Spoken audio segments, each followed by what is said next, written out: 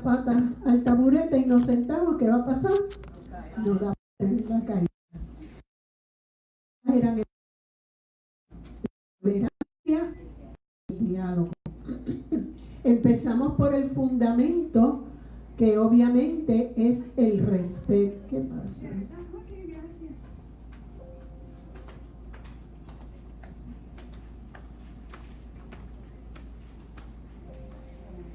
Gracias, que está bueno esto. Ok, no sale en la pantalla, ¿verdad? Ok. Hablamos del respeto, que es el fundamento, ¿verdad? Y dijimos que ese fundamento está en la dignidad de la persona humana. Y esa dignidad no se fundamenta en lo que el hombre haga o sea. En otras palabras, no depende del hombre. La razón de la dignidad humana es el hecho de que el hombre fue creado a imagen y semejanza de Dios. Hablamos bastante de la tolerancia, un tema muy importante y muy delicado. Y hablamos en lo que consiste la tolerancia y qué no es tolerancia.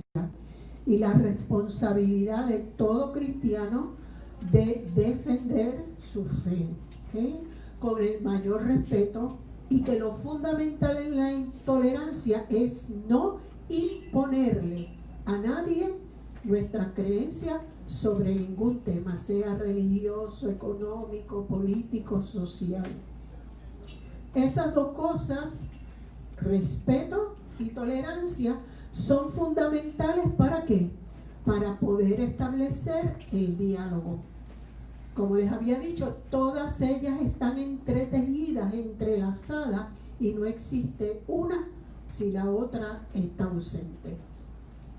Cuando hablamos de diálogo, en términos religiosos, estamos hablando de dos tipos de diálogo: el ecuménico y el interreligioso. El ecuménico en este momento pues no es de lo que vamos a hablar, sino que vamos a hablar del diálogo interreligioso.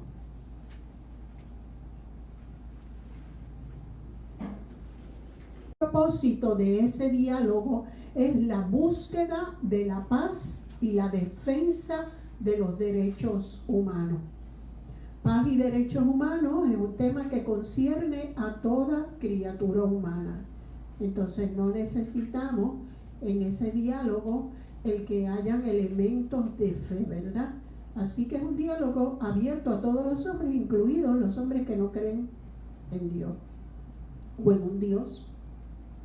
Luego tenemos un diálogo que se lleva a cabo entre los que creen en Dios, muy en particular el judaísmo y el islam.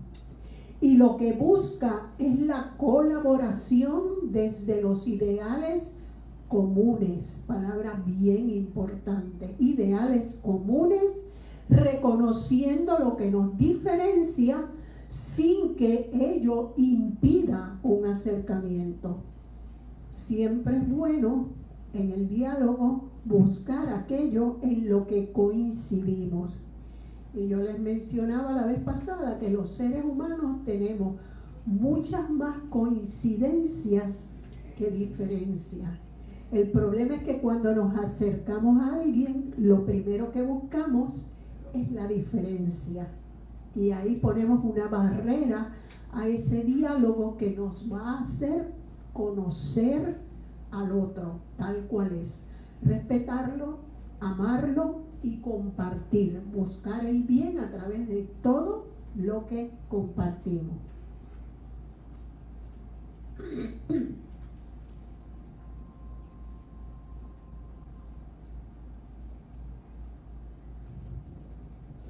No podemos compartir estas variadas expresiones religiosas, ni podemos quedar indiferentes como si todas, a su modo, fueran equivalentes, porque no lo son. Al contrario, por deber de lealtad, hemos de manifestar nuestra persuasión de que la verdadera religión es única y que esa es la religión cristiana. Pero no queremos negar nuestro respetuoso reconocimiento a los valores espirituales y morales de las diversas confesiones religiosas no cristianas, porque tienen valores espirituales y morales. Queremos promover y defender con ella los ideales que pueden ser comunes en el campo de la libertad religiosa, de la hermandad humana, de la buena cultura, de la beneficencia social y del orden civil.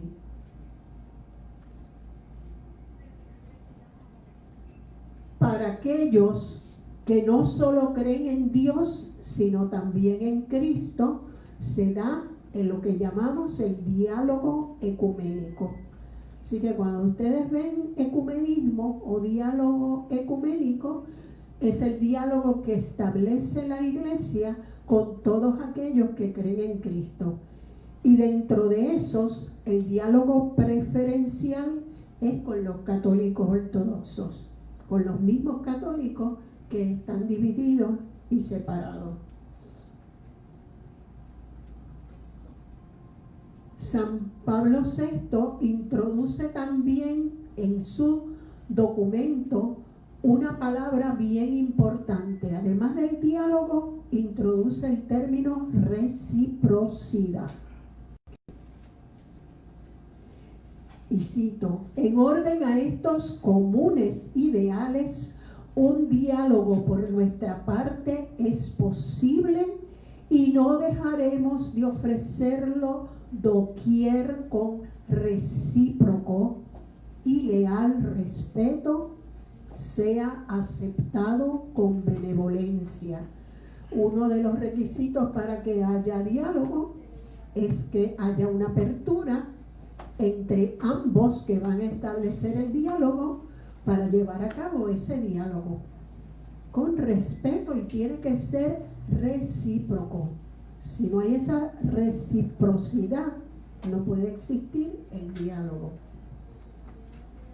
El Concilio Vaticano II, en la Constitución Dogmática Lumen Gentium del 64, especialmente en su declaración sobre la relación de la Iglesia con las religiones, el documento se llama Nostra Aetate, que en español es Nuestro Tiempo, del 65, indicó autoritativamente el fundamento teológico y las líneas prácticas del diálogo interreligioso.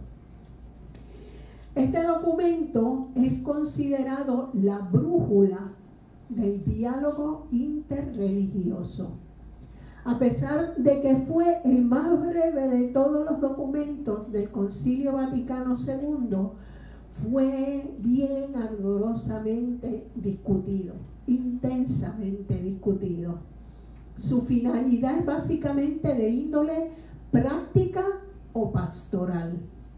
Se trata principalmente de demostrar lo que los hombres de distintas religiones tienen en común para promover el diálogo y la colaboración entre todos, sin la cual obviamente no puede haber convivencia, ¿verdad? Está compuesta el documento por un proemio, o sea, una introducción, y 3 secciones donde se abordan: la primera, las diversas religiones no cristianas; la religión del Islam y la religión judía. Y vamos a ver algo sobre lo que aparece en este documento. Y escuchemos con mucha atención.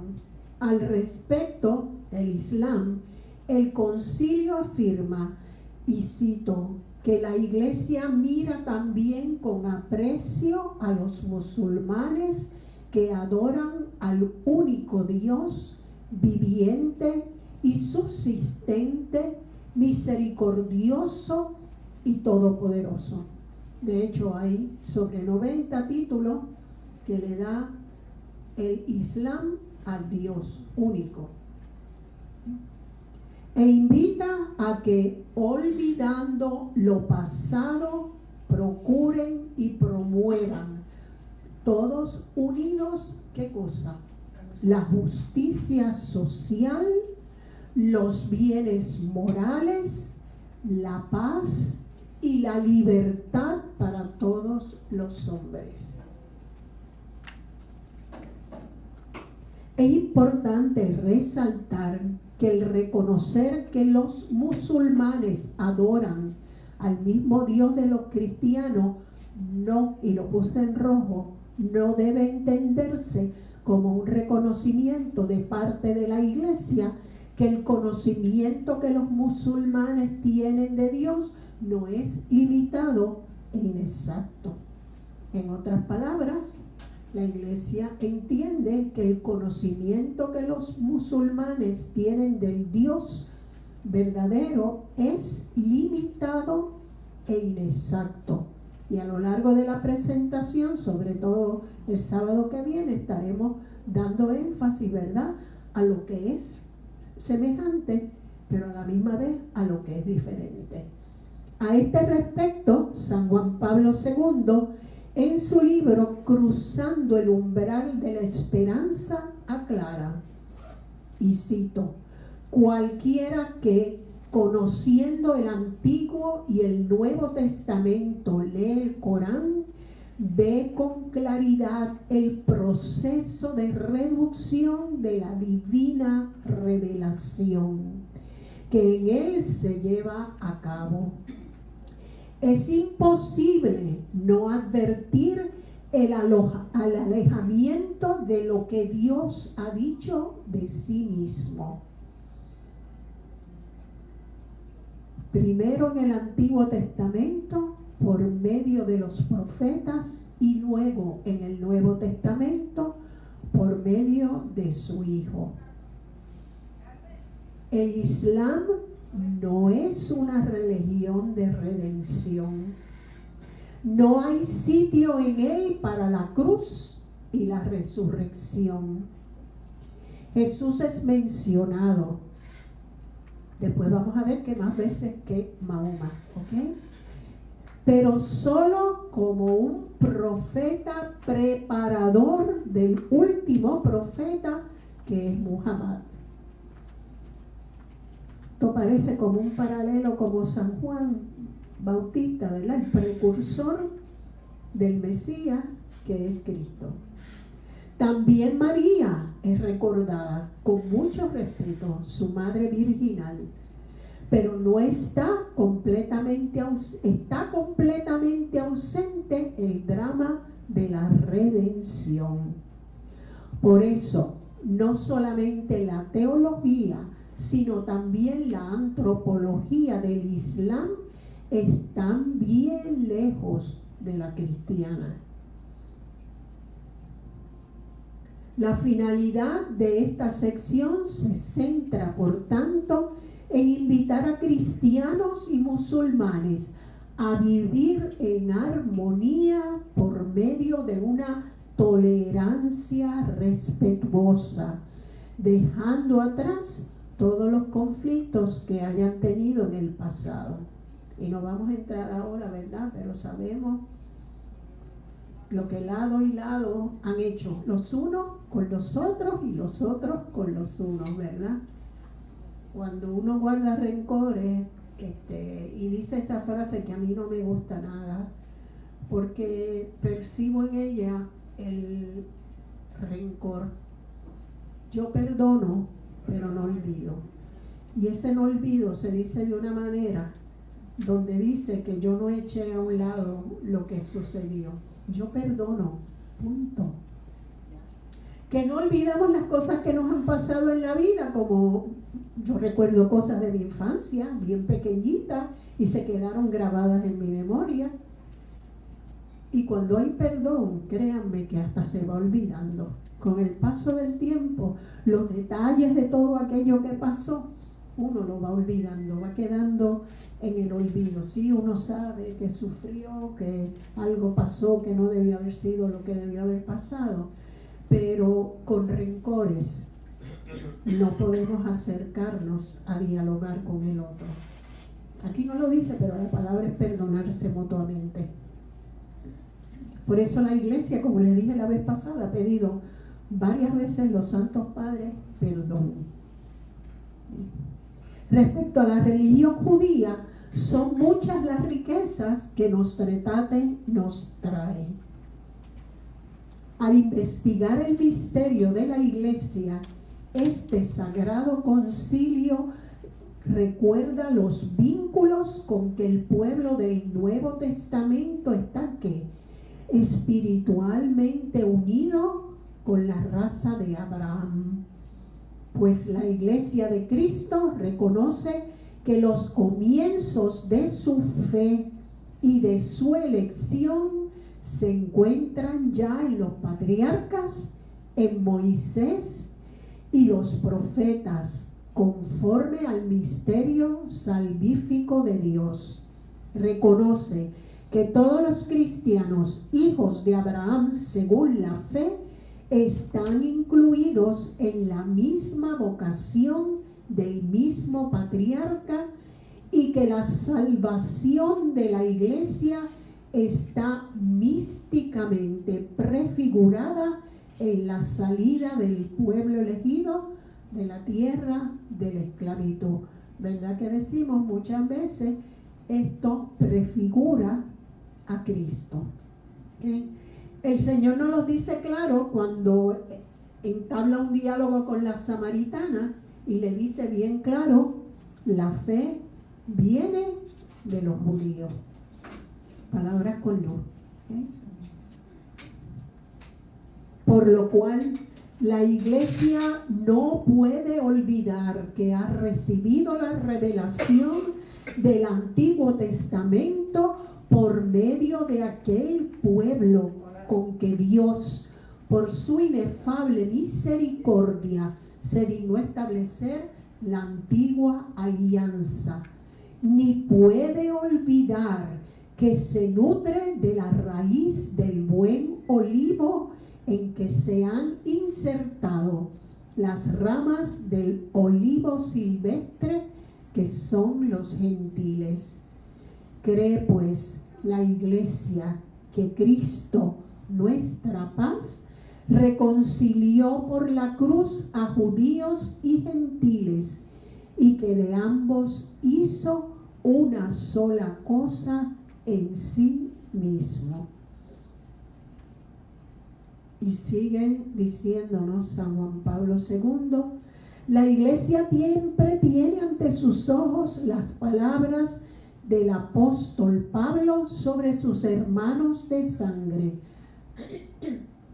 Y nos dice Pablo en Romanos, a quienes pertenece la adopción y la gloria, la alianza, la ley, el culto y las promesas, y también los patriarcas, y de quienes procede Cristo según la carne, Hijo de la Virgen María.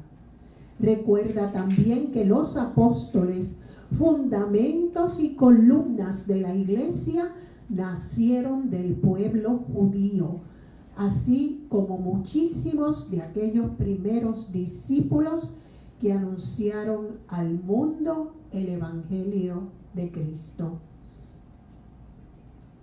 Como afirma la Sagrada Escritura, Jerusalén no conoció el tiempo de su visita. Gran parte de los judíos no aceptaron el Evangelio e incluso no pocos se opusieron a su difusión. No obstante, según el apóstol, los judíos son todavía muy amados de Dios a causa de sus padres. Y aquí viene lo importante, porque Dios no se arrepiente de sus dones y de su vocación. La iglesia, juntamente con los profetas y el mismo apóstol, espera el día que solo Dios conoce, en que todos los pueblos invocarán al Señor con una sola voz y le servirán como un solo hombre. Sofonías. Como es, por consiguiente, tan grande el patrimonio espiritual común a cristianos y judíos, este sagrado concilio quiere fomentar y recomendar el mutuo conocimiento y aprecio entre ellos. En la medida que uno conoce el judaísmo y lo ve en nuestro cristianismo, crece ese aprecio mutuo. Yo veo muchas charlas sobre muchos temas y todos empiezan a partir del comienzo del cristianismo, como si el cristianismo fuese una cosa nueva que surgió, que creó y que inventó el Señor. A mí en todas mis charlas me gusta ir al principio. ¿Dónde nació? ¿Cuál es la raíz? Y entonces ver en qué se fue diferenciando, si se fue diferenciando a lo largo del tiempo. Y entonces vemos cuántas cosas en común tenemos. Yo digo que es como una línea que uno traza desde el momento de la creación hasta nuestro momento actual. En algún punto que viene la llegada del Mesías, ahí hay un grupo de judíos, como ya vimos, que no lo acepta como el Mesías y cogen otro camino. Pero la línea, desde el comienzo hasta el final, es la misma. Porque en el plan de Dios estaba la venida del Mesías. Margarita, él quiere hacer una pregunta. Sí. Simplemente una aclaración. Estos párrafos que usted ha estado leyendo, esos son Citas. Unas son, hay unas que son de nuestro etate y otras que son de San Juan Pablo II. Okay. Las que yo decía cita es Juan Pablo II. Lo otro es del documento de nuestro etate. Sí. Del Concilio Vaticano II. Ok, yo tengo un libro sobre eso que tiene supuestamente todos los documentos. Y con respecto a la... Que, by the way, lo debería de tener todo el mundo, porque eso es una joya. Contiene todos los documentos del Concilio Vaticano II. Bueno, yo tengo uno que no es tan viejito, no hace mucho lo tenían, una nueva edición. Entonces, de las de San Juan Pablo II, esas citas son de la audiencia de él, que a veces están recopiladas, o son de un libro en particular. De un documento. Ok, te voy a decir, porque no lo sé de memoria. No, ese eso mismo. Gracias.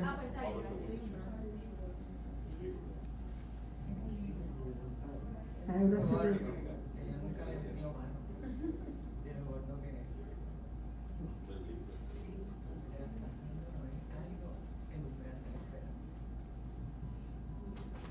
Bueno, ahora no lo consigo. Cruzando el mural de la esperanza. Sí. Eso mismo, gracias.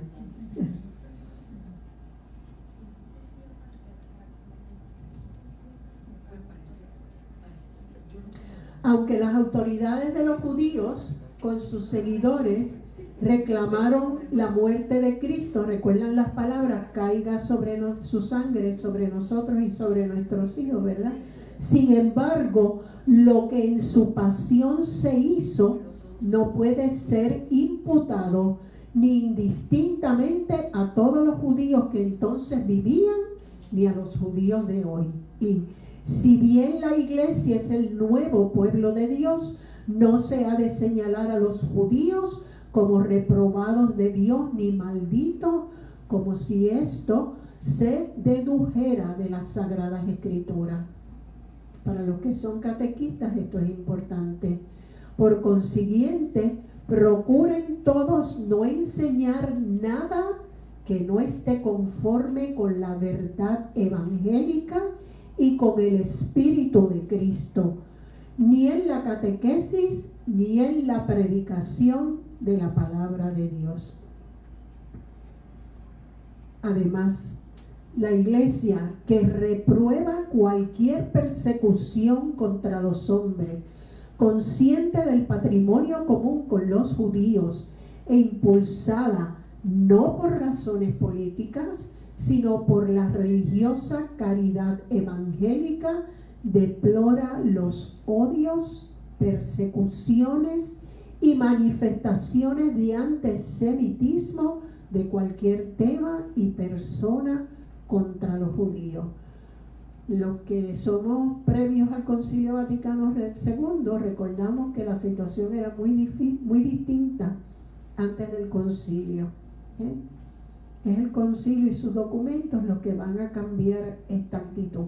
Es obvia, si Dios es amor, cómo el cristiano va a odiar, cómo el cristiano va a perseguir, cómo el cristiano va a matar en el nombre de Dios, si Dios es amor. Por lo demás, Cristo, como siempre lo ha profesado y profesa la Iglesia, abrazó voluntariamente y movido por inmensa caridad su pasión y muerte por los pecados de todos los hombres, para que todos consigan la salvación. Recuerden las palabras de Jesús: es Él el que se entrega. El poder romano y el poder de los judíos no podía nada contra Él. Es Él el que elige voluntariamente entregarse al sacrificio. Es pues deber de la Iglesia en su predicación el anunciar la cruz de Cristo como signo del amor universal de Dios, que muere en la cruz para la salvación de todos y como fuente de toda gracia. Vamos a ir ahora.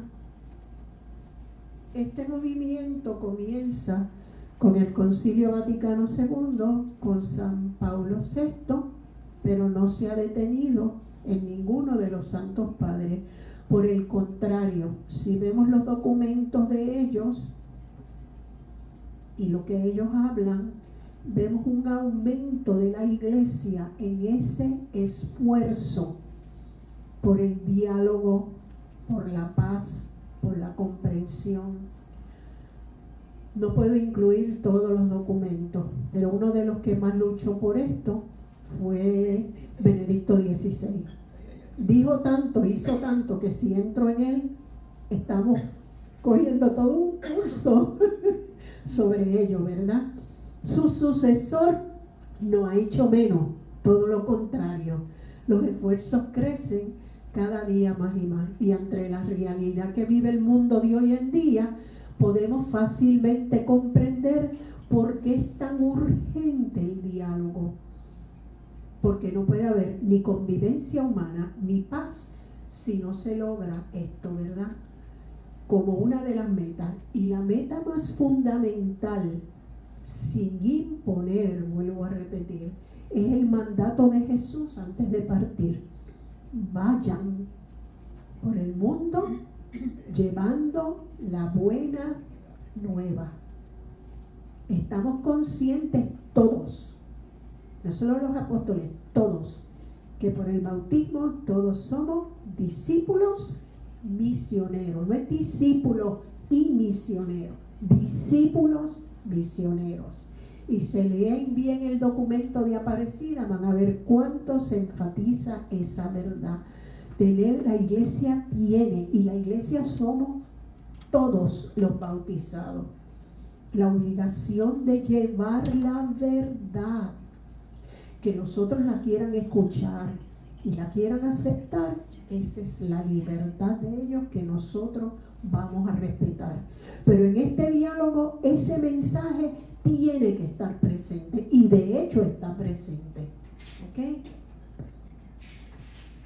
En el Evangelii Gaudium, la exhortación apostólica del Papa Francisco, del 13, nos dice: Una actitud de apertura en la verdad y en el amor debe caracterizar el diálogo con los creyentes de las religiones no cristianas.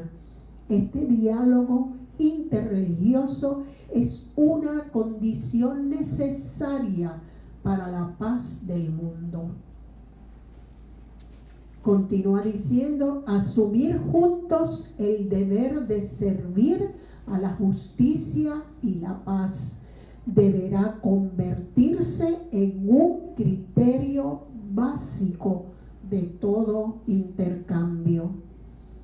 La verdadera apertura implica que, y lo hace bien claro, primero lo establece claro Benedicto XVI y Francisco lo reafirma, mantenerse firme en las propias convicciones más hondas, con una identidad clara y gozosa, pero que abierta a comprender las del otro y sabiendo que el diálogo realmente puede enriquecer a cada uno. Recuerden que les decía, hay verdad y hay mentira. Verdad absoluta es una persona, Cristo. La mentira absoluta, el diablo. Lo nuestro, verdades y mentiras. ¿Okay? Entonces, lo primero que debemos de buscar es esas verdades, esos valores. Y en el diálogo, óigame, déjenme dar un ejemplo. Ustedes nunca han tenido, cuando conocen una persona la primera vez, ay, no me gusta. La primera impresión, ay, no me gusta.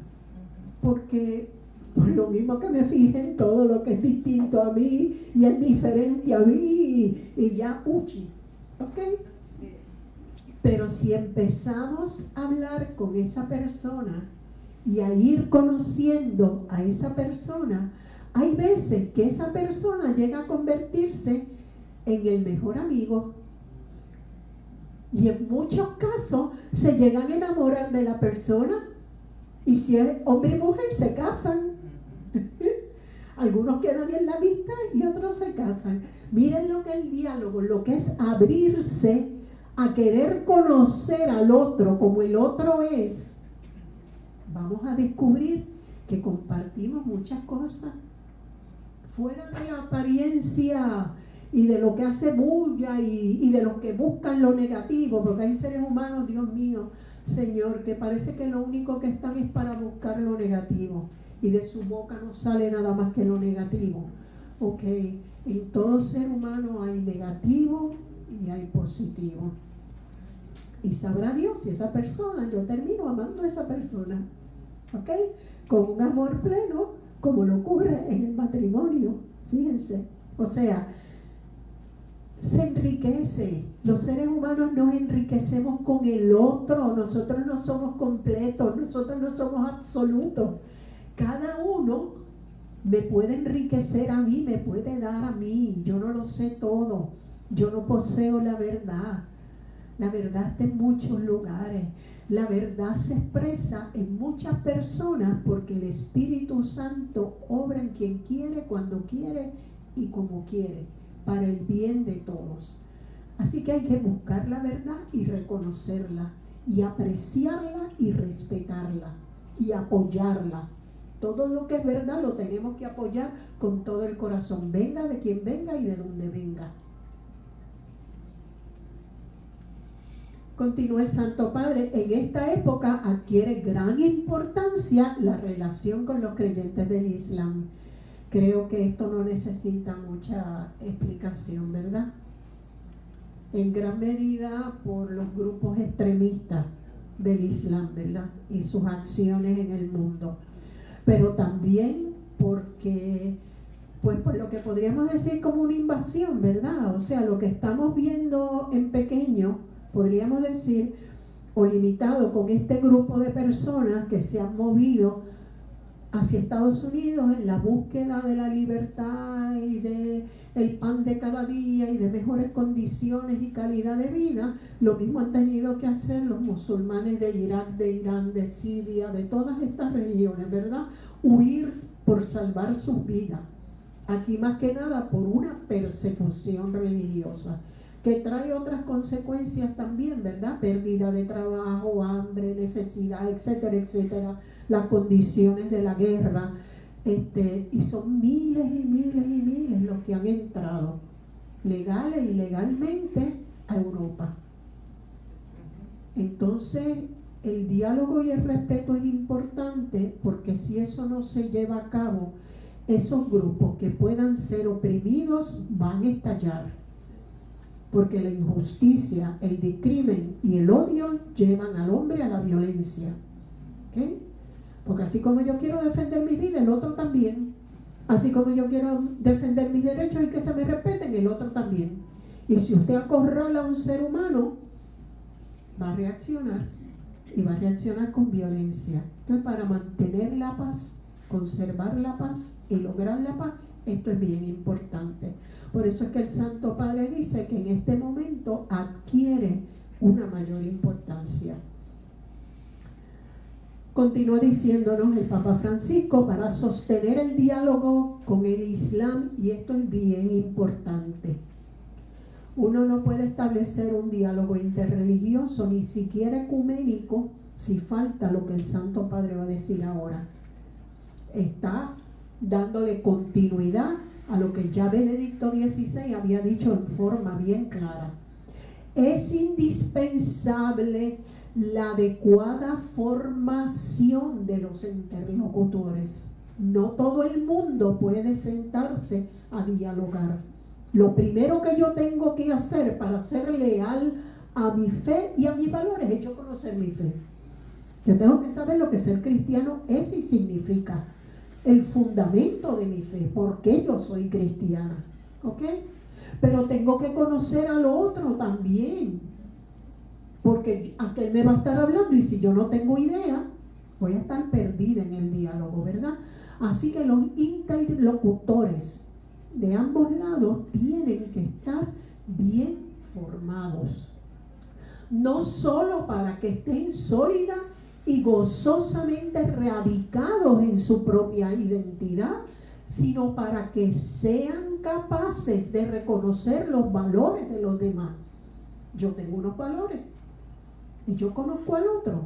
Yo voy a reconocer los valores que ambos compartimos. Por eso con X llegué a enamorarme cuando conocí sus valores. ¿Ok? De comprender las inquietudes que subyacen sus reclamos y de sacar a la luz que las convicciones comunes, vuelve a repetirse esa palabra importante, comunes, compartidos.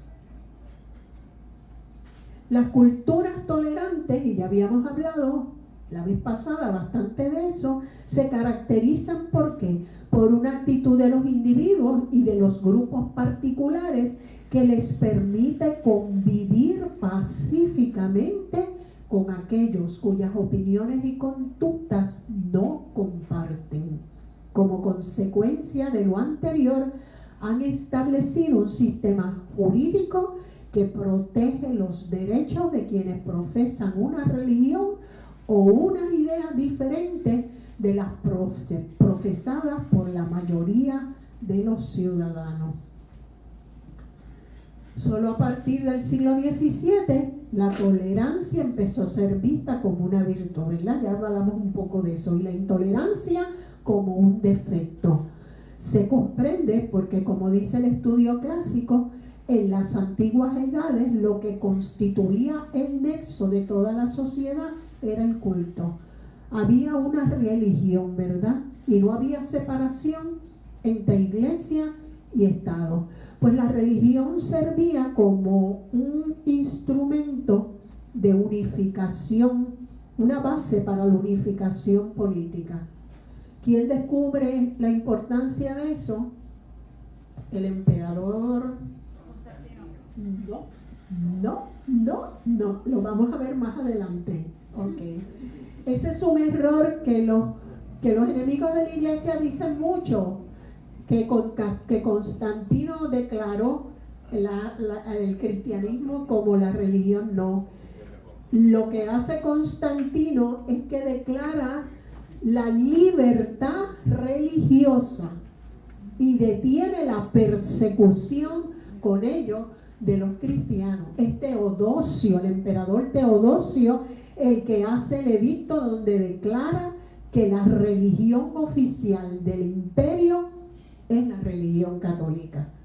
Y una de las razones por las que la trae, y que de eso no tenemos duda, era que eran unos momentos muy difíciles para lograr la cohesión de todo el imperio romano. Y esa era el instrumento para lograr esa cohesión. Porque no hay que tener tolerancia cuando todo el mundo piensa igual. No hay que ser tolerante, ¿verdad que no? No hay necesidad de la tolerancia, ¿ok? Así que, ¿verdad? Para que tengamos eso presente. La ciudad era la reunión de todos los que tenían los mismos dioses protectores y celebraban el acto religioso en el mismo altar. Vamos a empezar hablando un poco del judaísmo. El término judaísmo define la vida religiosa del pueblo de Israel, pueblo elegido de Dios. Esta denominación, que deriva de Judá, se emplea a partir de la época del regreso de los hebreos a la tierra de Israel después del exilio en Babilonia del 538 y el 515. Los israelitas han sido y siguen siendo descubridores y testigos privilegiados del monoteísmo que ellos han formulado y mantenido de un modo contrafáctico, contra viento y marea, contra persecución, contra humillación, contra martirio, contra todo, ¿ok? Precisamente allí donde se había derrumbado su seguridad política y donde había perdido su esperanza histórica tras la derrota y el exilio en el 586 a.C. Perdonen que ahí hay un error, dice DC es AC. En contra de todas las apariencias, ellos han descubierto y confesado que hay un solo Dios que dirige la historia de los hombres y que les ofrece precisamente a ellos, derrotados, exilados, su promesa de futuro. Dios es garantía de presencia de vida. Desde su aparición en Antioquía, el término cristiano se ha convertido en el sello preeminente de aquellos que siguen a Jesús. El surgimiento del cristianismo, tal como ahora lo conocemos, empieza a finales del siglo II después de Cristo. Hasta entonces, las iglesias cristianas constituían una exigua minoría, casi insignificante y marginal, no solo dentro del Imperio Romano, sino también dentro del mismo judaísmo. Hacia el año 100 después de Cristo, si queremos tener más o menos una idea, es lo que la tradición dice que es para la época que el apóstol San Juan muere, ¿verdad? En general, a los cristianos se les considera como un grupo peculiar de judíos que admiten en sus comunidades a gentiles. De hecho, lo consideraban una secta más del judaísmo. Hacia el año 150 después de Cristo, siguen vinculados de manera intensa al judaísmo. De hecho, recuerdan, por ejemplo, que Juan y Pedro, en los Hechos de los Apóstoles, van al templo, gracias, van a orar, predican, ven que en todo momento Pablo va a la sinagoga, en todo momento se mantiene una unión, ¿verdad? A través de esa secta, que los judíos eran tolerantes en ese sentido, dentro del judaísmo, no fuera del judaísmo. ¿Perdón? Una aclaración. Sí. Es en el hecho de los apóstoles ya aparece la cuestión de la circuncisión. Como un conflicto, pero el conflicto es... Se resuelve que no hay que circuncidarse. Correcto, el conflicto es con los gentiles, Exacto. porque los paganos no se circuncidaban, Exacto. ¿ok? Y entonces también está ¿cómo se llama? La diferencia también en los alimentos. Que aparece la visión También. de Cristo mata y come y le dice a Pedro no llames impuro. Lo que yo he llamado puro. Son pequeñas cosas que van ocurriendo, todavía se sigue viendo como una secta que tiene unas particularidades. Cuando digo que aceptan a los gentiles, es que es una secta que además de mantener el judaísmo, traen consigo unas costumbres y unas cosas que pertenecen a los gentiles, a los paganos, ¿verdad? Pero todavía no hay el rompimiento. En el fondo, sí se van dando, ¿verdad? Por ejemplo, en algunos casos le niegan a Pablo la sinagoga. Ya se van dando, ¿verdad? Unos matices de oposición y de rechazo. Lo vemos en el Apocalipsis, la referencia a la sinagoga que Juan llama sinagoga de Satanás, porque rechazan a Jesús y rechazan todo lo del cristianismo. O sea, es como todo, hay fermento. Ahora mismo aquí en el mundo nuestro, hoy en día hay fermento de lo que va a ocurrir en gran escala en el futuro. O sea, ya nosotros podemos prever el futuro por pensamientos, ideas y cosas pequeñas que se van dando, ¿verdad? Y que ya nos van hablando cómo van influenciando la mente hasta que entonces viene una actitud que sí es generalizada. O sea, no es que no hubiera rechazo, habían sus focos de rechazo, pues le cierran la puerta de la sinagoga a Pablo y tiene que buscar otros lugares, pero no es un rechazo absoluto del judaísmo al cristianismo, ¿okay? En el fondo tienen ya todos los elementos doctrinales y sociales que van a definir la iglesia en tiempos posteriores, pero que aún no los han desarrollado. Nuevamente, el fermento está ahí, están los gérmenes, ¿verdad? Y las actitudes, la conducta, los valores, pero no se desarrolla en su plena totalidad hasta más al futuro.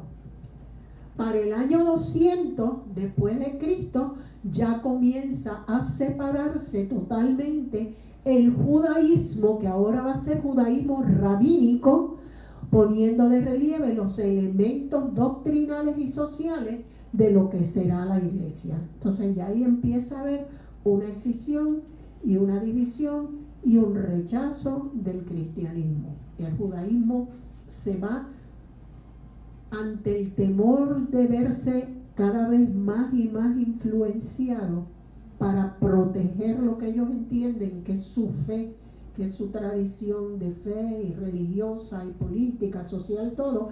Entonces ellos cierran las puertas. ¿Sí? Lo mismo sigue pasando en el mundo con muchísimas influencias, ¿verdad?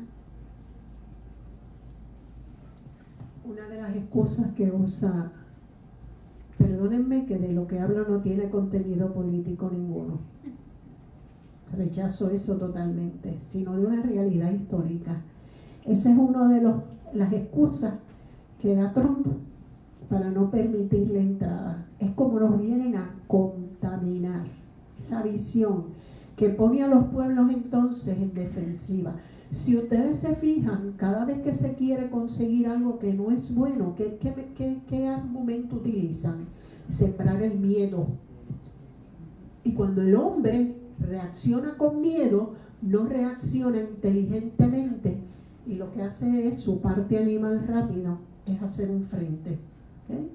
Esta gente, ahí vienen malos, ahí vienen criminales, ahí viene esto, viene lo otro.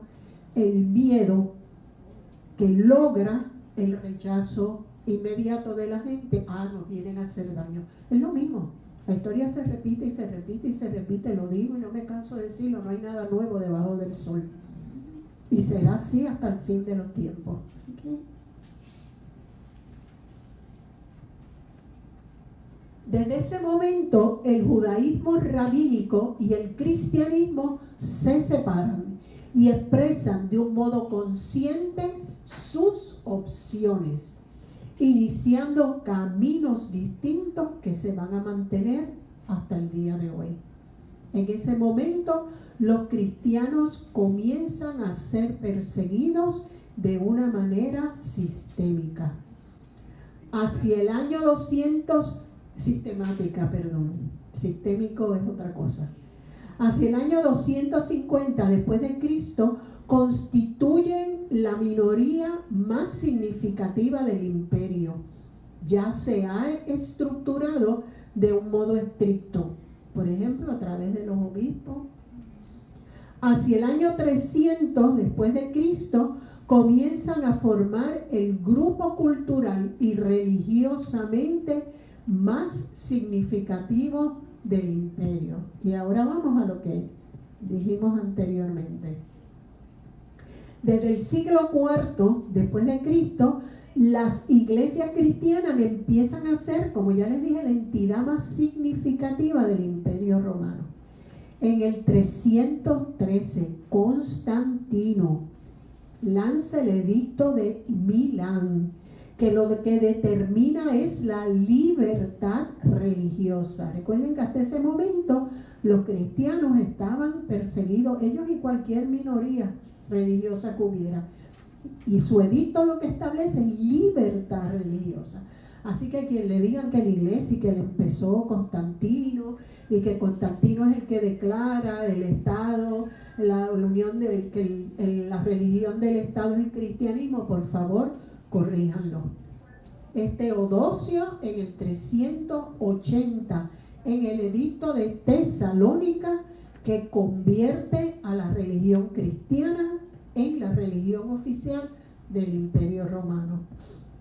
Después se ha extendido a todo el mundo en su forma oriental, la ortodoxa y bizantina, y occidental, Roma, el catolicismo latino, y luego el protestantismo.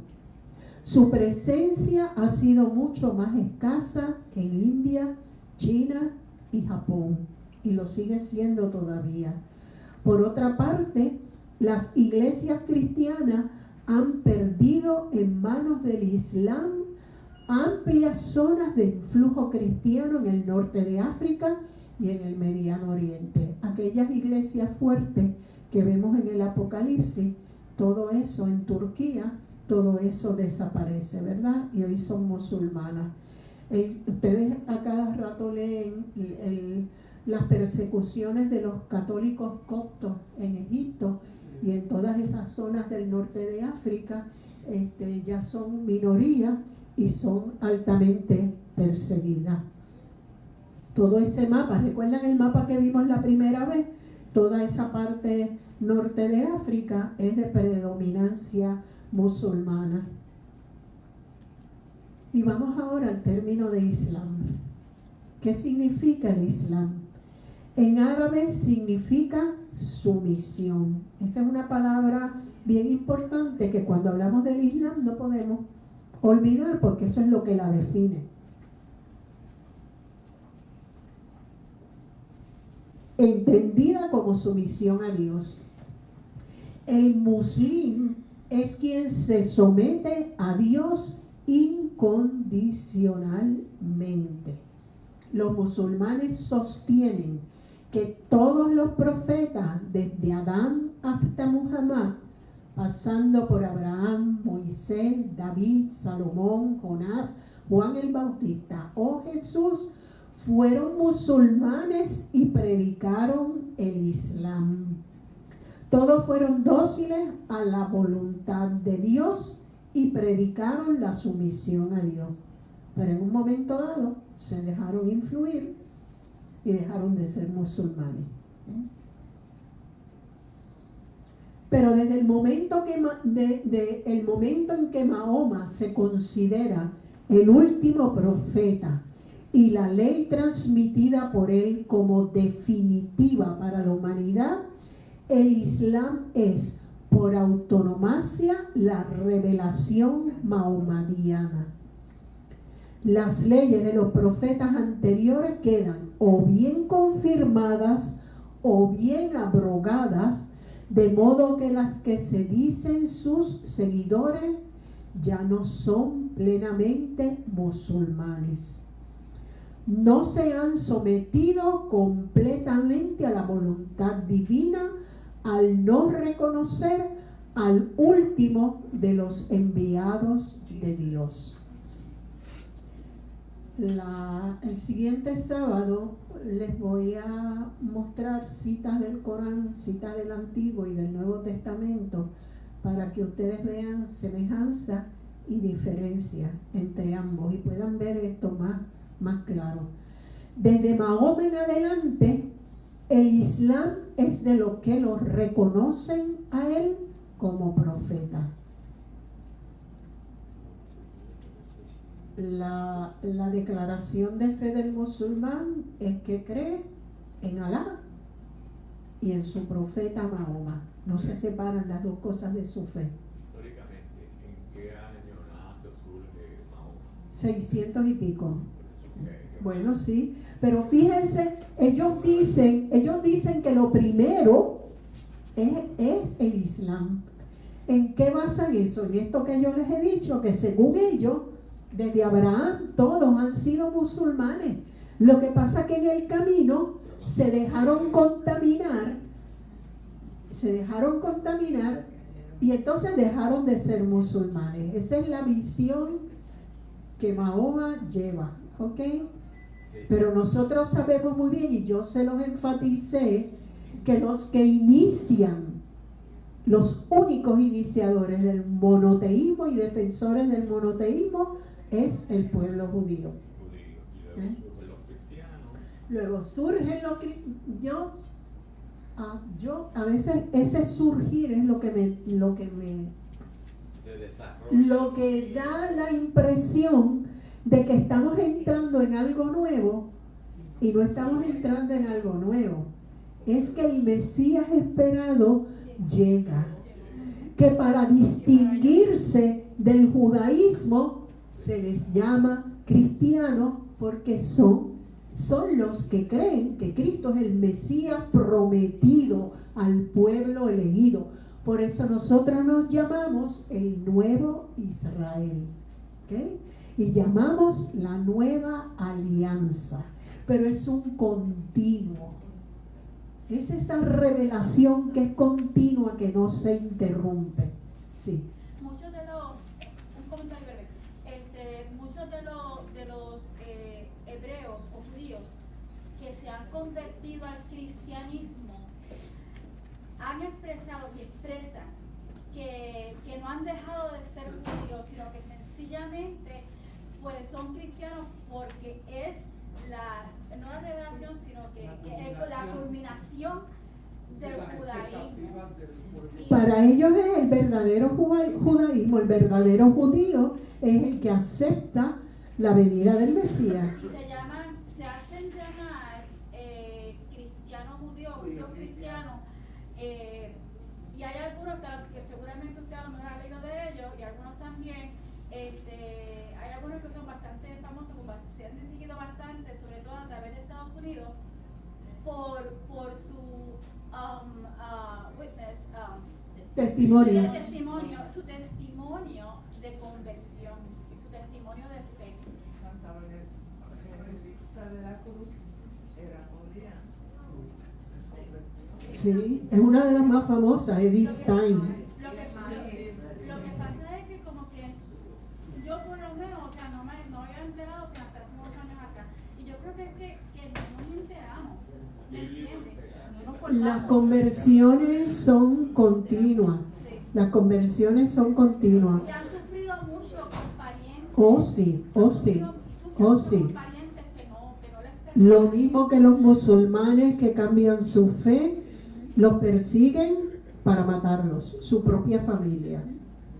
Hay un judío rabino, rabino de Roma, se hizo católico, se llama Eugenio Zoli, y él dice: yo no abandono el judaísmo, el cristianismo es una religión judía. Lo que él ve en el catolicismo, porque él se hizo católico, es la culminación de las expectativas Del pueblo de Israel. En la época de Cristo no lo vieron ¿cómo se llama? Los sumos sacerdotes, pero es una religión judía que cumple las expectativas del pueblo de Israel. La esperanza del pueblo de Israel.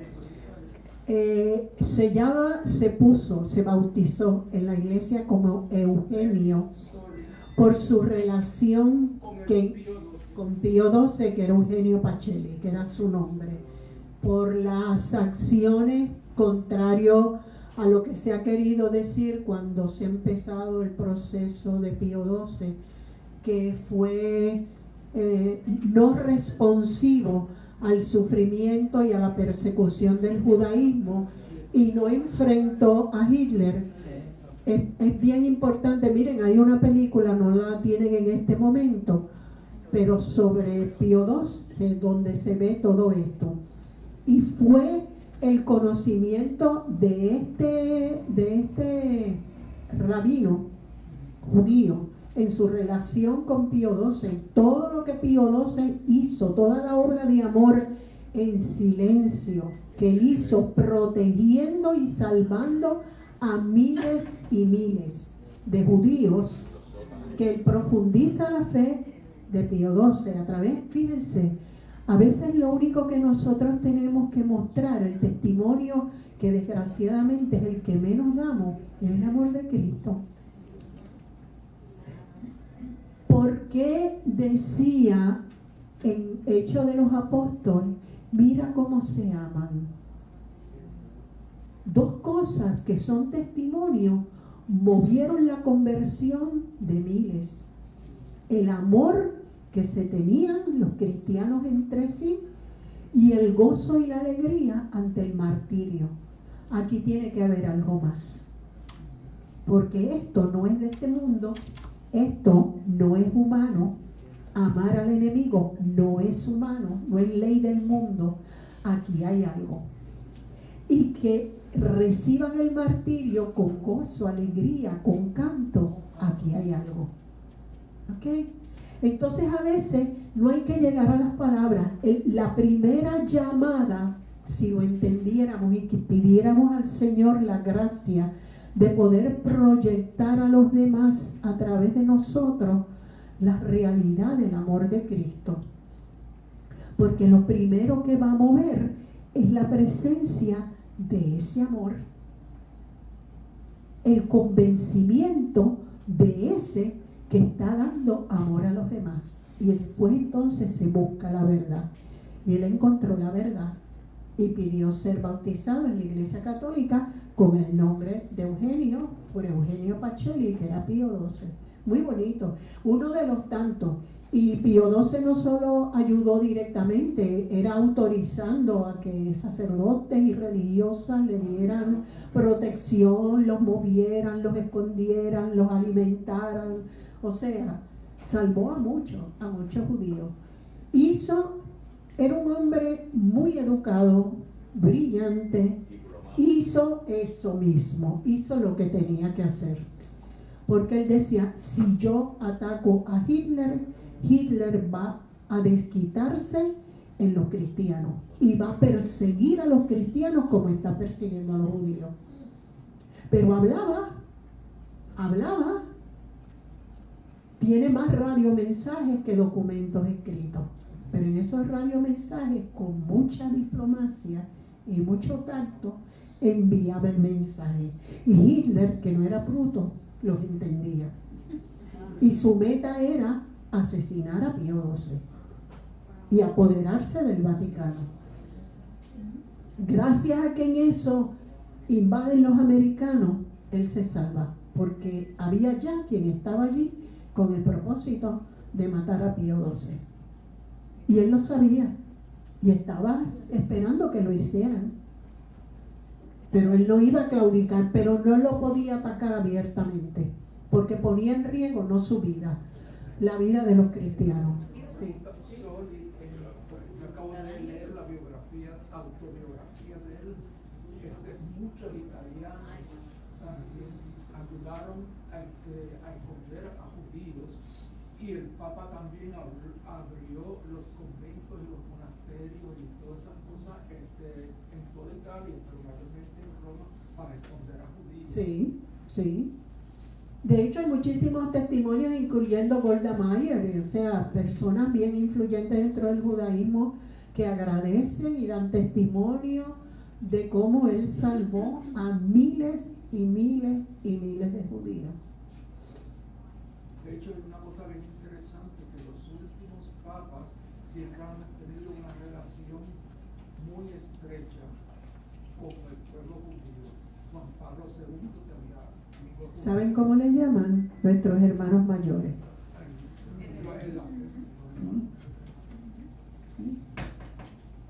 Pero eso no quiere decir que judíos y cristianos adoramos al mismo Dios necesariamente. Es incompleto. Ellos también están en incompleto. ¿Sí? Porque no aceptan el misterio de la Trinidad.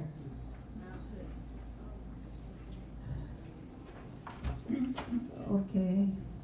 Los seguidores de religiones anteriores, además de ya no ser musulmanes por las razones que les he dicho, por no reconocer al último de los profetas, ahora también son culpables y sospechosos de haber alterado las revelaciones recibidas de sus profetas. Libros como la Torá, los Salmos o el Evangelio, en su redacción original, serían tan islámicos como el propio Corán, pero no la Torá o los Evangelios tal como nos ha llegado a nosotros. Pues los musulmanes suponen que han sido falseados, más en la interpretación que en el texto o en casi su totalidad. No sé qué dirían a los pergaminos, a los rollos del Qumrán, ¿ok? Que se sabe la datación de esos rollos y que coinciden exactamente con las partes de la Biblia. No sé qué dirían ante eso. Todos esos libros existieron, pero no como ahora están, existen, que ellos alegan. No, inclusive fueron alterados. Fíjate. Esos libros existieron según lo que ellos creían y después fueron alterados, y eso es lo que tenemos hoy en día según ellos. Correcto. Yo acabo de leer un libro sobre un imán que se convierte al catolicismo. Voy a hablar de ese libro. ¿Usted lo conoce? Al final voy a hablar de él. Ellos tienen los originales entonces. ¿Ah? Ellos tienen lo que ellos alegan de No, los originales. O sea, no. para ellos los originales ya no existen. De hecho, nadie tiene los originales. Nadie tiene los originales. Lo que hay son en árabe. copias. ¿Ah? Hebreo. pero Sí. Antiguo de la contradicción que tiene el Corán. Sí, lo vamos a ver al final. Lo último que vamos a ver es un libro muy interesante. Y cómo él se tuvo que vivir refugiado porque su familia, aún todavía, donde quiera que lo encuentren, lo van a matar por haberse convertido al cristianismo. Quiero decir que no todos los musulmanes son iguales. ¿Ok? Hay grupos que son de extrema. ¿Ok? Hay dos divisiones grandes, eso después, si podemos y da tiempo, lo veremos. Los suitas y los chiitas. ¿Okay? Los primeros tienen un grupo, yo diría, varios grupos extremistas. No es que los chiitas no los tienen, pero no son tan de extrema como los suníes. Pero si podemos, llegamos a verlo. La religión musulmana es un poquito complicada, por muchas razones que les iré mencionando. La idea común de estas tres grandes religiones, y esto sí que es bien importante, es la afirmación de que hay un solo Dios, un solo ser supremo, que se expresa a través de la declaración solemne: no hay Dios fuera de Dios, como se expresa en el Antiguo Testamento, y en el Corán: no hay otro Dios sino Alá. En general, las religiones... ¿El Islam tiene un líder como lo tiene, por ejemplo, la Iglesia Católica? No hay un No. líder que dé la... No, ni existe en el Islam, ni existe en el judaísmo.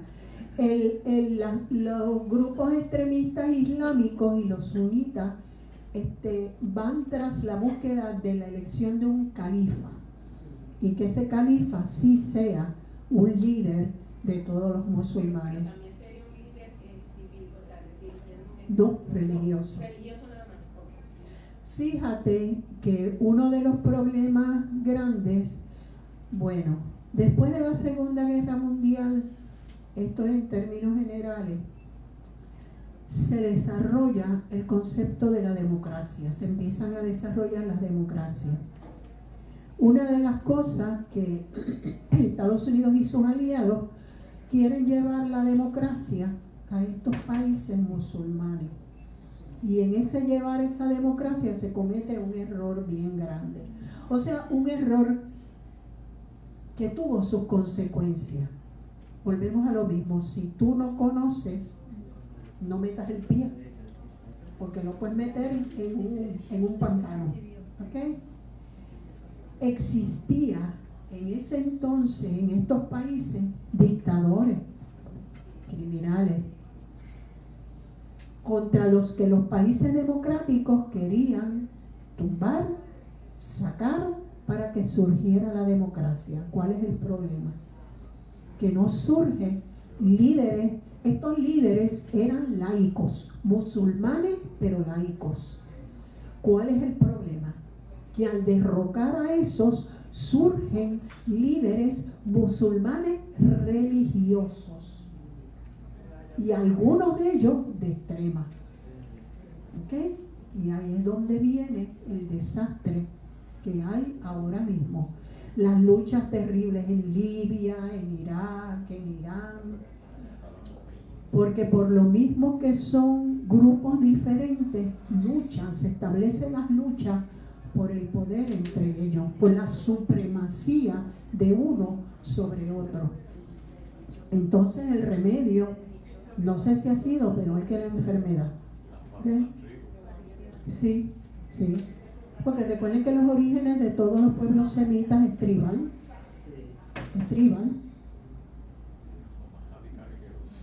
Y unos son más radicales y más extremistas que otros. Por eso les digo que es un poquito complicado cuando uno empieza a ver en todo, que miren, no es diferente al cristianismo, que tiene muchas divisiones, porque el protestantismo tiene muchísimas divisiones. Y tiene algunas que reconocemos como religiones por su estructura y su liderato, pero tenemos montones de sectas. Cada uno que quiere agarrar una Biblia, como decimos por ahí, se la pone del brazo, debajo del brazo y va a predicar, y no es iglesia, es secta. También por el contenido de lo que predica.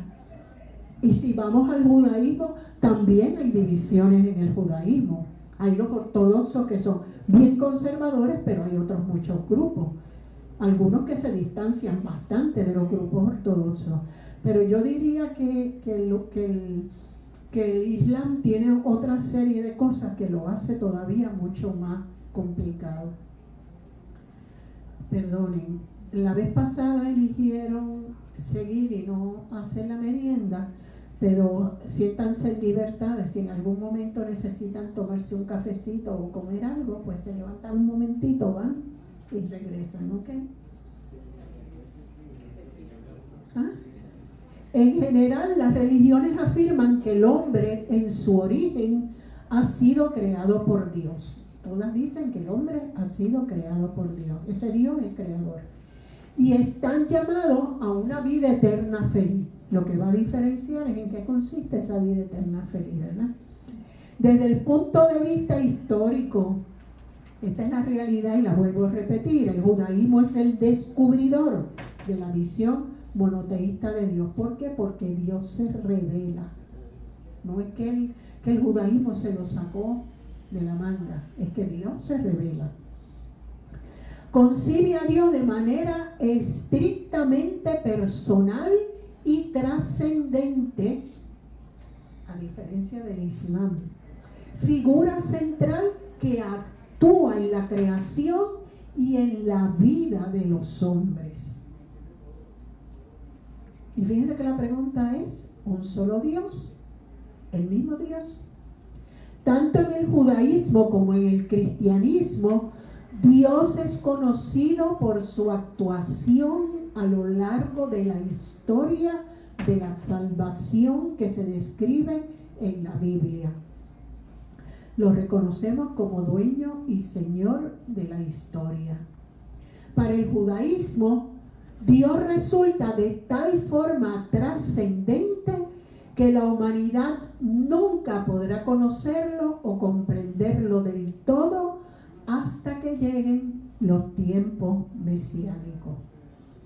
Para el cristianismo, ya Dios se ha revelado de un modo entrañable en la persona e historia de Jesús el Cristo. Dios revelado como Padre, Hijo y Espíritu Santo. En el Islam, Dios es únicamente conocido por el Corán. 3 religiones que se reconocen a sí mismas como descendientes de Abraham. Judíos, cristianos y musulmanes se consideran la descendencia de Abraham. Con él comienza, en efecto, una descendencia mediante sus 2 mujeres, Sara, la libre y madre de Isaac, y Agar, la esclava, madre de Ismael. Los cristianos valoran más que la descendencia humana, la ascendencia espiritual. Por el contrario, para los judíos es la descendencia a través de Isaac. Para los musulmanes, la descendencia a través de Ismael. E Ismael es el hijo. Para los judíos, Isaac es el hijo. ¿Okay? Abraham es para los cristianos nuestro padre en la fe. No en una descendencia humana, sino en la fe. Y lo llamamos así. Abraham es nuestro padre en la fe. Abraham es para las 3 grandes religiones el modelo de la fe incondicional a Dios. Es el arquetipo de una existencia creyente, ya se interprete esa existencia según las instrucciones divinas de Moisés en la Torá, o bien según las enseñanzas de Jesús en el Evangelio, o bien según la sumisión a Dios predicada por el Islam en el Corán. Vivió entre el siglo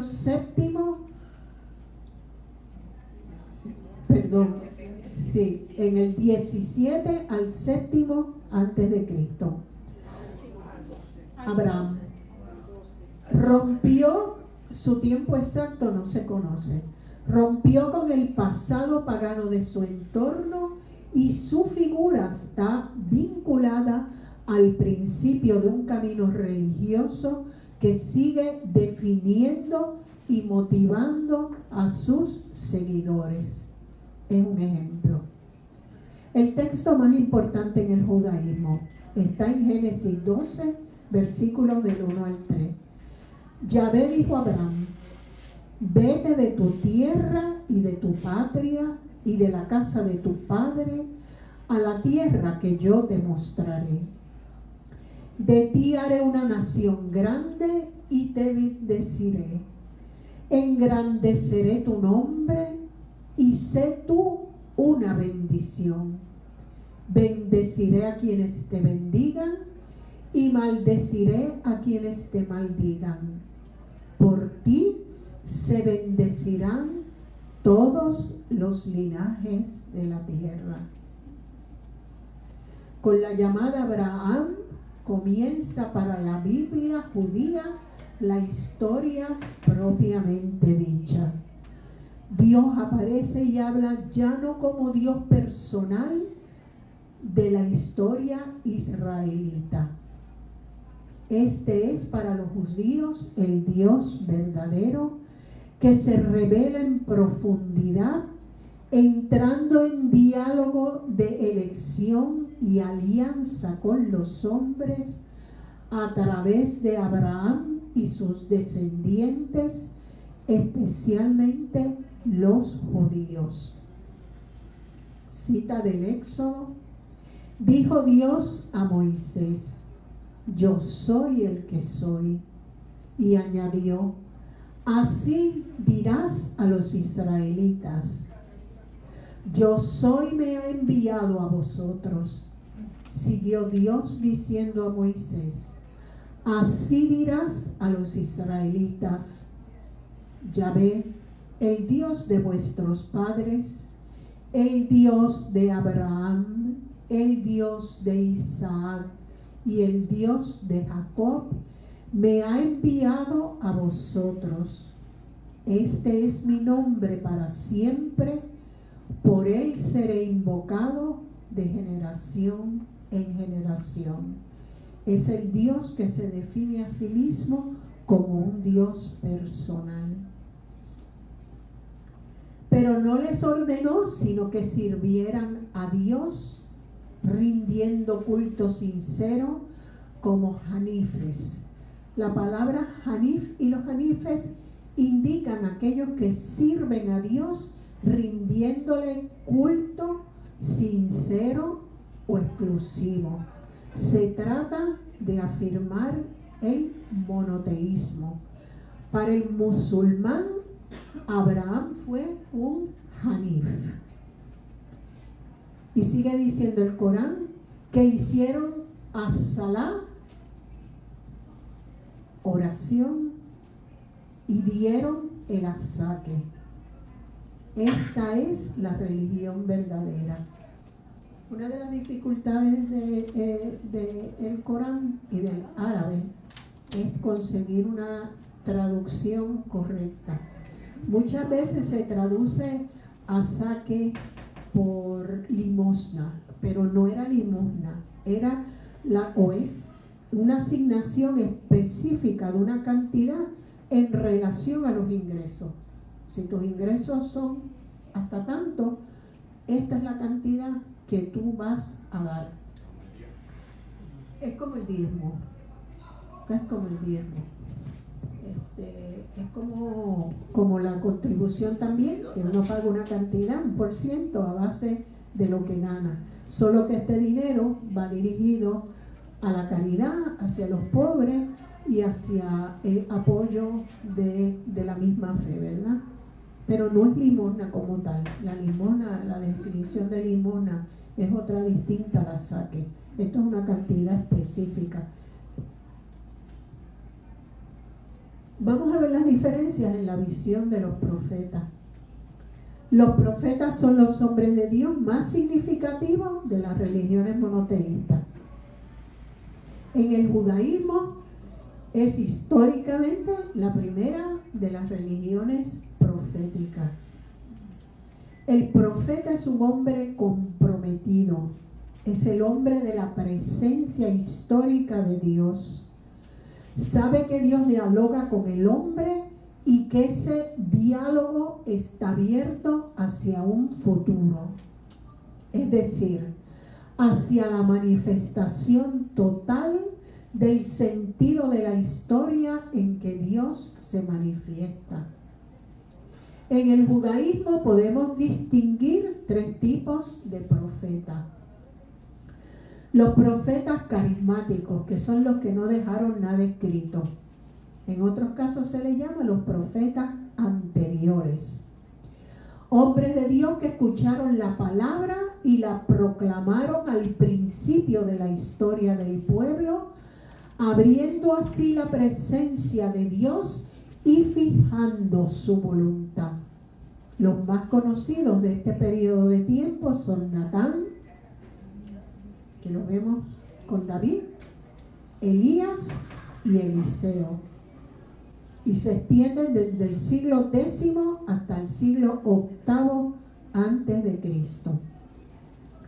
El segundo grupo de profetas se les llama los profetas de la palabra, que son los que dejaron escrito, o también se les llama profetas posteriores.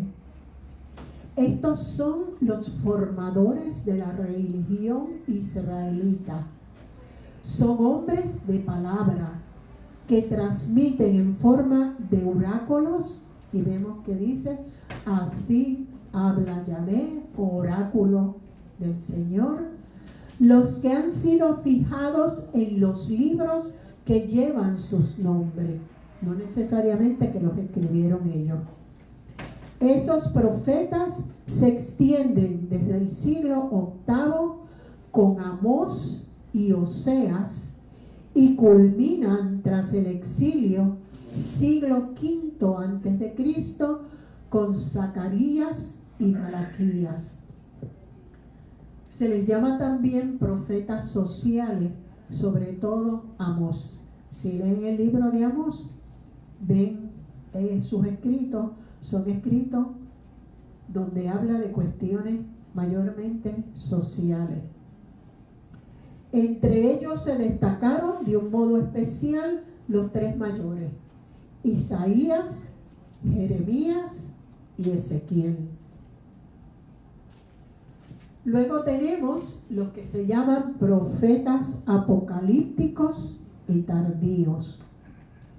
Este domingo y el domingo que viene, los pasajes que vamos a leer, me parece que el 1 de Adviento y en la solemnidad de Cristo Rey y este domingo son pasajes que llamamos apocalípticos.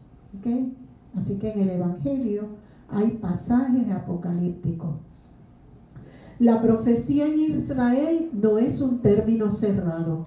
Por eso, aunque los libros de los profetas, estrictamente hablando, terminan con Zacarías y Malaquías, han seguido existiendo profetas, sobre todo de tipo apocalíptico. El más importante de todos fue Daniel. En la Biblia hebrea pertenece a la sección de los escritos, en la Septuaginta a los profetas mayores. Pero esencialmente Daniel es un profeta apocalíptico. Para el cristianismo, y existe en el canon del Nuevo Testamento un solo libro apocalíptico, que es el Apocalipsis. Recuerden que Apocalipsis quiere decir revelación. En inglés lo definen bien porque dicen revelation. ¿Okay? Es revelación, es la cortina que se corre. Luego existen un sinnúmero de profecías apocalípticas, pero que todas ellas no están consideradas en el canon, se llaman apócrifos. Para el cristianismo, Jesús es el profeta mesiánico total, el Dios y hombre que con su mensaje, su vida, su muerte y su resurrección ha cumplido la esperanza humana y ha revelado a Dios para siempre. Los cristianos han destacado una historia profética que debe entenderse a partir de las categorías de promesa y cumplimiento. Moisés y los profetas se conciben, pues, como los precursores de Jesús. Abren un camino que ha venido a culminar y recibir sentido pleno en Cristo. ¿Recuerdan el pasaje de Maús? Donde Lucas nos dice que desde Moisés Jesús empieza a explicarle lo que ha ocurrido con su muerte desde los libros de Moisés, ¿verdad? Pero esa división de profetas que se explicó con los carismáticos, eso no es para los cristianos, para los judíos o también para nosotros. No, carismáticos no, apocalípticos. No, el primero, la primera categoría. Que acaba de ocurrir. Ok, Sí. no para nosotros. Lo que pasa es que hay algunos libros que son aceptados y otros no por el judaísmo. Por ejemplo, el de Daniel entra en escrito. Déjame buscarte. Pero esas divisiones que usted hizo Ajá. son aplicables a nosotros los cristianos también. O eso son porque dice el judaísmo, ¿ves? Como dice el judaísmo, Ok, como que no le aplica, no nos aplica a nosotros esa diferencia, esa clasificación. yo te diría que sí, Sí, aplican igual. aplica. Lo que pasa que ellos los clasifican en su Biblia de una manera diferente a como los clasificamos nosotros. Nosotros los tenemos clasificados de otra manera, los libros. Pero eso sí, profetas apocalípticos y tardíos también no. O sea, así lo entendemos los cristianos también, esos profetas. Son clasificaciones Los- judías. Yo no sé si es que Ok. me voy a explicar. O que yo te esté entendiendo lo que me estás preguntando. En esa pantalla se hace una clasificación de los Ok. profetas, pero Está, dice es para una, los judíos, es, eso para los ok. judíos. Para nosotros Es en el judaísmo. Son las categorías. No, para nosotros, yo te diría que básicamente es la misma es la clasificación. misma clasificación. ¿Ve? Hay los que no han escrito, que son los anteriores, que son Natán, Elías y Eliseo. Están los que sí han escrito, que son los posteriores, según la época que escribieron y el contenido. Solo que, por ejemplo, te digo, el libro de Daniel no está clasificado en el libro, en la Biblia judía, como bajo profetas, está clasificado bajo escrito. Y para nosotros está también los libros apocalípticos, que para nosotros los cristianos el único que es aceptado en el canon es el Apocalipsis. Los otros los clasificamos como, se me acaba de ir la palabra, apócrifo. ¿Ok?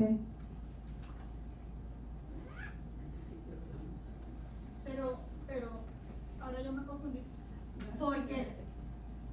Porque yo entiendo que todo lo que lleva el prefijo o el sufijo apócrifo es porque falta la verdad, porque no da testimonio de la verdad. No, porque tiene elementos fantasiosos Ok. y tiene elementos contrarios al mensaje que se acepta como como verdadero. No es que todos son falsos, no, porque cuando tú estás estudiando más profundamente la Biblia, tú estudias los apócrifos. Exacto, hay publicación que se puede conseguir en la librería de los evangélicos. Sí. Lo que pasa es que tienen unos elementos fantasiosos. Pero que lo que es importante es que para los evangélicos, los no católicos, hay unos libros que están en el canon católico, la Biblia católica. Que no están en el libro de ellos, correcto. Sobre eso hay diálogos también, para tratar de unificar Sí, porque en Qumran aparece. la Biblia, ¿ok? Para tratar de unificar la Biblia. ¿Qué les iba a decir? De momento se me fue. Ah, ¿de qué me hablaba? Ok, me hablabas de los apócrifos. ¿Qué era lo que iba a decir? De los fantasiosos. Ok. Cuando les presente la comparación de lo que contiene el Corán, cómo habla el Corán y cómo habla el Antiguo Testamento y el Nuevo Testamento, vamos a ver ejemplos de inspiración de los libros apócrifos. Vamos a ver cómo Muhammad se inspira en el judaísmo, se inspira en el cristianismo, sobre todo en una herejía católica que era la nestoriana, y cómo se inspira en los apócrifos. Y vamos a ver ejemplos de eso cuando habla de Jesús y de María, pues esas imágenes fantasiosas, ¿verdad? Que no son reales. ¿Okay?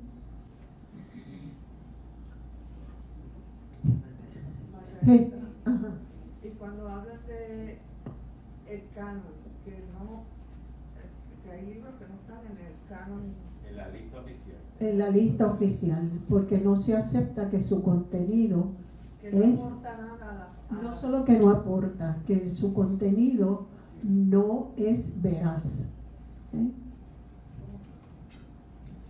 Porque tiene muchos elementos que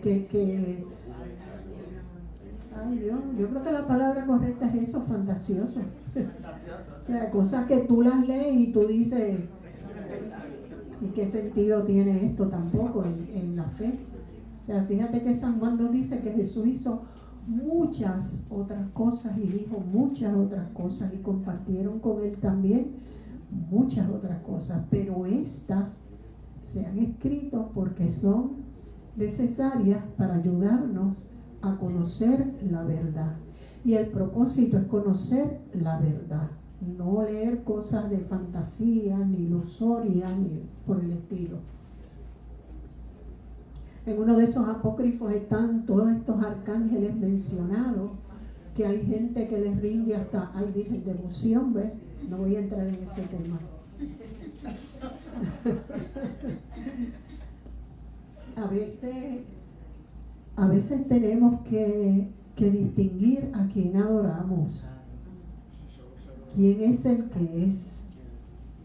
Es Dios. Las demás son veneraciones, devociones, pero a veces en esas devociones como que nos entusiasmamos mucho y las llevamos casi al lugar de Dios. Y Dios es único. No hay nada más que un solo Dios.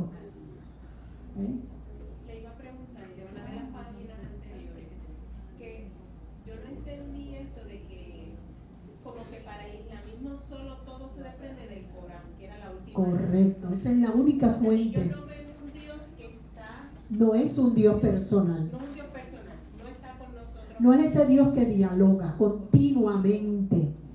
El Dios que dialoga continuamente. Nosotros somos inspirados continuamente por el Espíritu Santo que nos guía, que pone en nuestra boca palabras, que nos mueve a unas acciones que nosotros no teníamos pensadas y que nos damos cuenta que ha sido la intervención del Señor.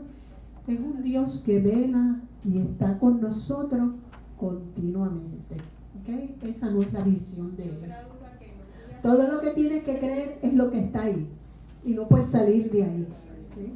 Lo de Isaac para el judaísmo y Ismael para el islamismo. Okay. Para ellos el hijo que tenía significado no era Isaac, era Ismael. Isaac no fue el que iba a ser sacrificado, fue Ismael. O sea, la base de ellos es Ismael.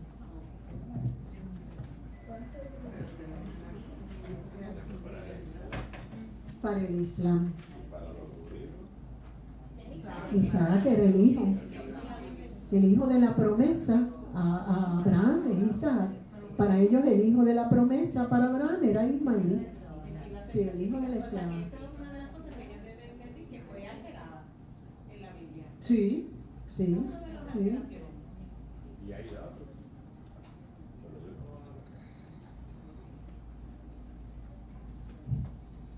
¿Por dónde me quedé? Ok. Jesús es sobre todo el enviado mesiánico y el Hijo de Dios. Así podemos entenderlo como nueva creación, el hombre definitivo, ya salvado, hijo de hombre universal que desborda los límites del judaísmo y de su ley particular para presentarse como signo pleno de Dios para todos los hombres. De esa forma, la profecía se vuelve encarnación. ¿Okay? El portador de la palabra aparece como palabra de Dios en persona. Nos dice Juan en su preciosísimo prólogo, que uno nunca se puede cansar de meditarlo. Y la palabra y el verbo se hizo carne y habitó entre nosotros. Sí. Gracias a usted. Los cristianos afirman que a partir de Jesús, Hijo de Dios encarnado, la profecía sigue viva como expresión y despliegue del mensaje del mismo Jesús. ¿Qué son los profetas en la Iglesia? En otro documento del Concilio Vaticano II, Apostolicam Actuositatem, nos dice: en la Iglesia hay variedad de ministerios, pero unidad de misión. Pero también los laicos, hechos partícipes del ministerio sacerdotal, profético y real de Cristo, cumplen su cometido en la misma de todo el pueblo de Dios en la Iglesia y en el mundo. Por el bautismo somos profetas, sacerdotes, profetas y reyes. La renovación bíblica y pastoral querida por el Concilio Vaticano II insiste en el hecho de que todos los cristianos estamos llamados a participar de la función y de la misión profética de Cristo. Cristo, el gran profeta que proclamó con el testimonio de la vida y con el poder de la palabra el reino del Padre, cumple su misión profética hasta la plena manifestación de la gloria, no solo a través de la jerarquía que enseña su nombre y con su poder, sino también por medio de los laicos.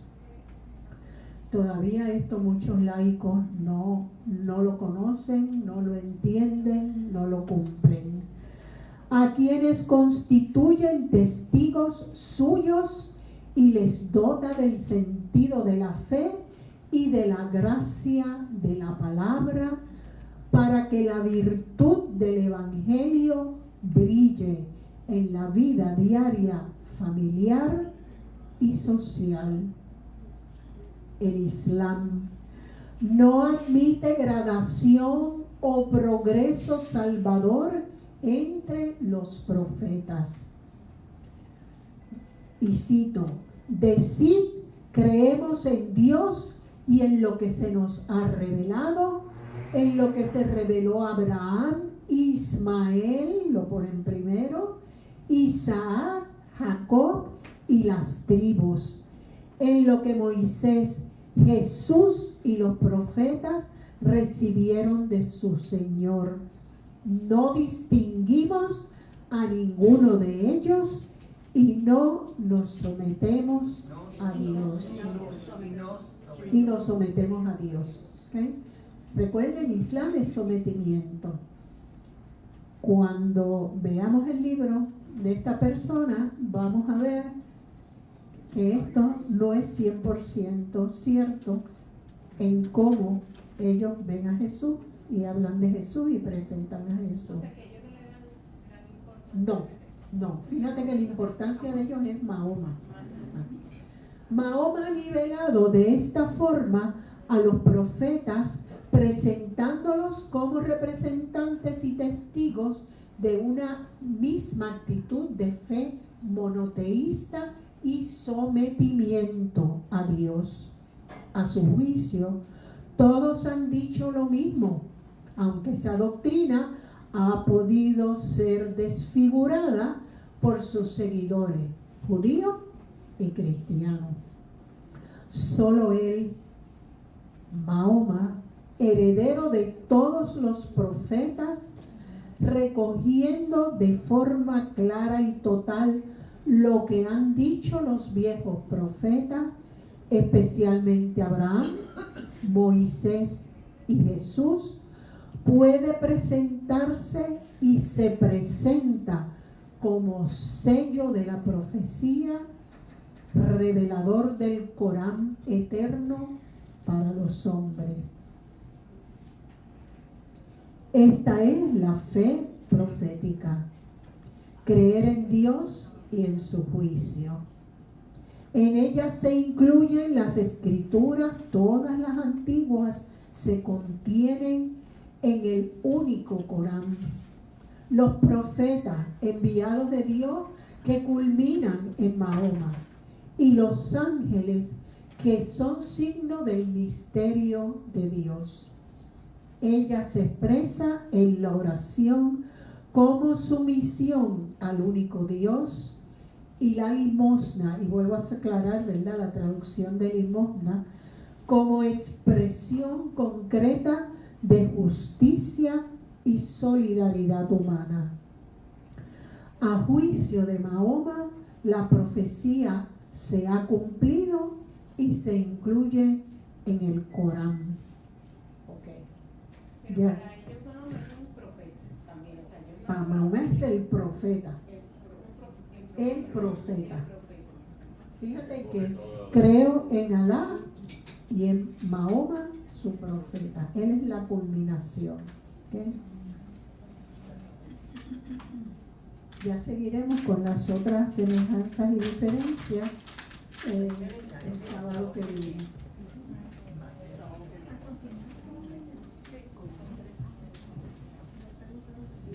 Una vez más, Margarita, gracias. Siempre nos presentas esos contenidos pues con tanta competencia, ¿verdad? Y con tanto brío. Entonces le recordamos que la tercera y última parte de este tema pues será el próximo sábado, siempre a la misma hora, de 10 a 12. También le quiero recordar pues las otras actividades, que el 8 de diciembre tenemos el retiro espiritual sobre Adviento y el tema es Vuelta a Belén. Y tenemos también en enero la actividad de los Reyes, que va a ser el 5 de enero, el sábado. La actividad de los Reyes en la tarde. Las otras actividades son en la mañana. También tenemos el 1 de diciembre, que no me olvide que tema de Adviento, Navidad y nuestra conversión. ¿Te recuerdas el nombre del señor? Abelio, ¿eh? Evelio, el psicólogo, exacto. Él es el que viene a dar la charla. Eso es el 1 de diciembre. El 8 es el retiro. El retiro lo va a dar el padre Ángel Pagán. Y el 5 de enero, que es la actividad para los niños, y estamos pidiendo si pueden colaborar con algún juguetito, algún librito, cualquier cosa, para repartir a los niños que participen en esa actividad. Así que muchísimas gracias por su participación. Que Dios los bendiga. Un lindo domingo.